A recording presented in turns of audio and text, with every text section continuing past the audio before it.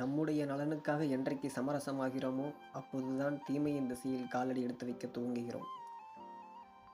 இந்தியாவின் பசுமை புரட்சிக்கு எதிராக தனது அரசு பணியை துறந்துவிட்டு ஒரு மாமனிதர் சொன்ன வரிகள் இவை.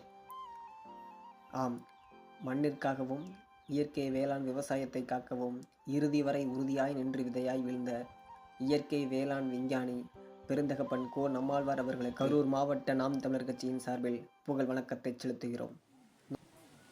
இயற்கை வேளாண் விஞ்ஞானி பெருந்தகப்பன் நம்மாழ்வார் அவர்களுடைய நினைவிடமான வானகத்தில் இன்றைக்கு இங்கே இந்த மண்ணை நேசிக்கக்கூடிய பிள்ளைகள் ஒன்று சேர்ந்து ஐயாவிற்கு எங்களுடைய புகழ் வணக்கத்தை செலுத்தி இருக்கிறோம்.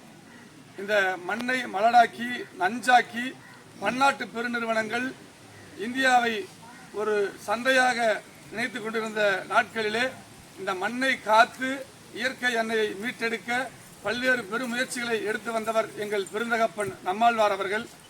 அவர் இன்றைக்கு இந்த வானகத்திலே விதைக்கப்பட்ட தினம் இன்று.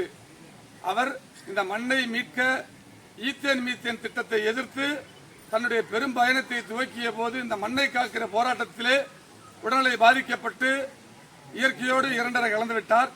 அப்படி கலந்துவிட்ட ஐயா அவர்கள் 3 நாட்கள் கழித்து இந்த ஜனவரி 1 அன்றைக்கு இந்த வானகத்திலே விதையாக விதைக்கப்பட்டு இந்த உடல் இந்த மண்ணிலே இருந்து வந்தது, என்னுடைய உடல் இந்த மண்ணிற்கே செல்ல வேண்டும் என்று கூறி அவருடைய ஆசைப்படி இங்கே விதைக்கப்பட்டு மரக்கன்றுகள் நடப்பட்டு இந்த வானகம் இன்றைக்கும் அவருடைய நினைவை போற்றும் வகையிலே இங்கே இயற்கை வேளாண் பயிற்சிகளை அளித்து வருகிறது.